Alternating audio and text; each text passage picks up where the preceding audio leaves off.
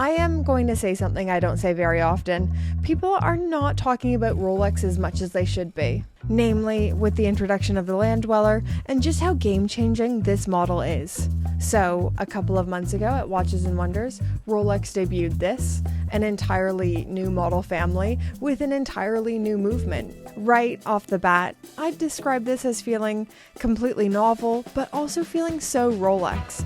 The Land-Dweller feels like it has always been in the catalog, but with that said, I feel like it has one really big problem. Actually, I feel like I could narrow it down to 3 problems. So this video is going to be me overthinking the Land-Dweller, looking at its pros and cons, where Rolex went right and wrong with this model, and the 3 major flaws I think this has. The Land-Dweller feels like the culmination of years of market research and a pretty massive movement upgrade. Rolex have been developing this for 7 years and has 18 patents exclusive to this model. It's available in 2 sizes, 40mm and 36mm, in oyster steel, platinum, and ever rose gold. I'd imagine these are the 2 most popular sizes for this style of watch, and immediately brings my mind to the day date, available in the same sizes in 40mm and 36. Rolex are positioning this somewhere between the Datejust and the day date, which makes total sense to my mind and fills a pretty cool gap in their catalog. So this isn't meant to be the sportiest, most robust watch ever, and it's also not meant to be a dress watch either. It is meant to be elevated, elegant, but still with that sporty casual edge that Rolex is known for, keeping things like 100 meters of water resistance, the screw-down crown, and the Cyclops date bubble, which gives improved visibility. So I've been hands-on with a few Land-Dweller variations, thanks to our lovely gorgeous friend Alex, who let us tag along to his appointment at Rolex in London. Thank you so much, Alex. You are genuinely delightful company, and I'm so glad you wanted to spend your afternoon with us, because we wanted to spend our afternoon with you. But back to the appointment, when we were there, of course the first thing we wanted to see, the thing we were the most excited to see, was the Land-Dweller. I still wanted to see the new John Mayer Daytona and the turquoise dial Daytona, but the Land-Dweller was the real thing we were talking about on the train ride over, and we couldn't wait to see. And honestly, it blew me away when I was handling it. For the price point and being a mass-produced watch, Rolex pays close attention to the finishing, those little details, and the wearing experience in a way that I want to say few brands do, but I can't think of who else does it as well as Rolex does at the price point. I know I'm such a Rolex fangirl. I'm going to hear about that in the comments, but I stand by it. The case finishing is exceptional, with polished chamfers, beveled outer links, and lots of angles. The bracelet is incredible. The flat Jubilee bracelet was the thing I was the most unsure of. Would it feel a bit too angular, maybe almost too sharp? But it wraps perfectly to the wrist thanks to the smaller center links and makes for a very interesting wearing experience. I really like this, and I think this is one of the things that Rolex gets so right. They understand the importance of the bracelet in the overall wearing experience, and they do not sacrifice the design of their bracelets. The other big thing I wasn't sure about was the dial design language. I think a lot of people, just right off the bat, feel a little bit off-put when they see something new. For me, it felt like a weird Datejust Explorer Frankenstein. It almost looked like a fake Rolex. But as time goes on, and after seeing these in the metal and properly handling them, yeah, these stand alone. It was the honeycomb motif that I really wasn't taking to, but as time goes on, it's growing on me. I kind of like it. I think it provides a point of differentiation and unique design language. But the big thing that sets us apart in terms of design language and wearing experience, I didn't understand till I held it in person, and that's the thickness. At just 9.7 millimeters thick, it feels so elevated and elegant, and it melts on the wrist. It feels expensive, it feels dreamy, and the minute I put it on wrist, I thought, I want one. I don't think I have anything that feels like this. This also leads me to today's fabulous video sponsor, IFL, because they have just launched something that truly doesn't feel like anything else. So this is the Seiko 5 GMT Explorer, which has just been launched today, June 2nd, 2025. And I've already said it, but it doesn't feel like anything else. IFL specializes in making things that aren't like anything else. The Seiko 5 GMT Explorer captures the spirit of navigation, historic trade routes, and travelers who would need to know multiple time zones, utilizing the GMT complication. Something you might not know about me. Well, you definitely don't know about me. I am a map person. I think it actually goes hand in hand with watches. Accurately measuring time is linked to accurately understanding the Earth and its relationship to the sun. So, naturally, this appeals to all my nerdy sensibilities. Each dial is hand-painted and captures the romance of timekeeping and cartography on your wrist. This keeps all the Seiko 5 GMT specifications that you know and love, with a 42.5mm case diameter, a thickness of 13.5mm, and a lug-to-lug of 46mm. 100 meters of water resistance, so the perfect watch to be taking traveling, on holiday, or as a sporty daily wear. This is powered by the automatic caliber 4R34 and has 41 hours of power reserve. These are limited to only 200 pieces worldwide, so it's super rare and perfect for globetrotters, explorers, or just map nerds like myself. If this is speaking to you, there will be a link in my description. Go click that. You'll be able to see this watch and so many other awesome IFL creations over on their website. Go click that link so they know I sent you. And thank you so much to IFL for sponsoring this video. Bo-bo-bo-bo-bo! Okay, we're back. We're still talking about Rolex Land-Dweller, and we're still talking about the things I like about it. There's so many things. We need to talk about the movement. This is the big reason why I still think this novelty is under-talked about.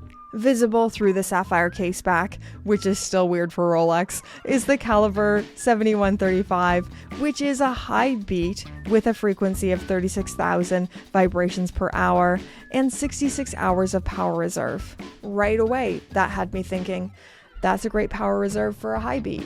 High beats consume energy much faster due to the faster oscillation rate, leading to a shorter power reserve and increased wear and tear. So, Rolex has been developing this movement for the better part of a decade to address some of these issues. The Dynapulse escapement is the biggest innovation with this movement, with 7 patent applications for the escapement alone. Whether you like Rolex or not, if you are someone who got excited by coaxial, this has to excite you in some way. This is an alternative to the traditional Swiss lever escapement that uses a rolling motion, which Rolex claims to be 30% more efficient. And it is not a natural escapement either. Although it shares the double wheel architecture, it does not give direct impulses to the balance, using a rocker mechanism to transfer energy instead. This is a wholly new movement, using designs of the past, learning from them, but creating something new, putting something new into the mix. It primarily uses silicon parts, which is cool, but the big news is Rolex upgrading from the traditional Swiss lever escapement, creating something new and architecturally very interesting. So yeah, the big headlines with the 7135, high beat 5 Hz movement, Dynapulse escapement, offering crazy efficiency, and 66 hours of power reserve. If this doesn't get your heart pumping, whether you like Rolex or you hate them so much, I don't know what I can do. This is very exciting. I feel like it is easy to hate Rolex, and I get it. I really get it. They are far and away the highest selling brand in Switzerland, command about 30% of the market share of the Swiss watch industry, and with limited availability coupled with bad customer experiences. But the thing is, when you are hands-on with the Rolex, they are very hard to argue with. And that's what this model was for me. I was trying to find things that were wrong with it. I went into the appointment not being sure about the Land-Dweller. But it was so genuinely delightful once I saw it in the metal. However, it still isn't perfect. I think there's 3 big problems or complaints that I have. And 2 of these 3 problems are pretty big red flags. Let's start with the smaller deal, the dial options. As it stands right now, these are only available in light dial configurations, in white or ice blue for the platinum. That's it. I am sure they chose these dial colors to better showcase the honeycomb motif, but I think a dark navy would be a fantastic addition for the stainless steel, and a charcoal gray for the ever rose gold. I am also surprised there's no two-tone options. Maybe that's still to come. I think they're still testing the waters. But I think two-tone famously always sold really well for Rolex, so I found that surprising. I think it is going to take a long time for people to adapt to the design language. It's a lot to take in. It does feel like a weird Frankenstein model, but as more of these hit the market and as more people see these in the metal, I think people are going to change their minds. This is truly something that needs to be experienced to fully understand it and decide if you like it or not. If you have seen one of these, let me know in the comments down below if you agree, disagree. Did you change your mind too? Just out of curiosity. Moving on to the larger problems. The first larger problem is the lack of bracelet micro adjustment. And this isn't usually a problem that I have with Rolex. Almost all of their models come with the 5mm comfort extension at minimum. But with the concealed clasp, there is no on-the-fly micro adjustment available. I wish they maybe factored in something like Vacheron Constantin has with the overseas. There's a little pull-out micro adjustment you can do. But this is a common problem with integrated bracelet models. The second big problem, in my humble opinion, is the name. I just really can't get on board with the name, and I don't think it suits this model. I see what they were doing. They were trying to complete the Dweller family. So they have the Sea Dweller, the Sky Dweller, they have Sea, Sky, now they need Land. But Land-Dweller just doesn't suit this. Land-Dweller reminds me of a watch for mining or something kind of tough and strong that could handle the hardest terrains of Earth. What they have created is almost more of a city dweller, something for wearing to get cocktails in the city, beautiful, elegant, but still robust. I don't know. Maybe it's because I live in an area where a lot of people drive Land Rovers as well. I just can't reconcile this name with this model. But I hate offering problems with no solutions, but I also can't think of a better name either. Oyster Date, Land King, Flat Link. I don't know, that's not very good. Maybe they gave this the best possible name that they could. But those are just some of my thoughts. I really wanted to make a Land-Dweller dedicated video because I think this was a huge release, a real milestone release from the most significant brand in Switzerland. Let me know all your thoughts and opinions in those comments down below. Thank you once again to IFL for sponsoring this video. Don't forget to go click that link. Thank you for your viewership. And thank you to the gorgeous, fabulous, wonderful Pope tier patrons whose names are on the screen right now. Patrons, I've made a Rolex video. People always get mad at me for talking about Rolex too much.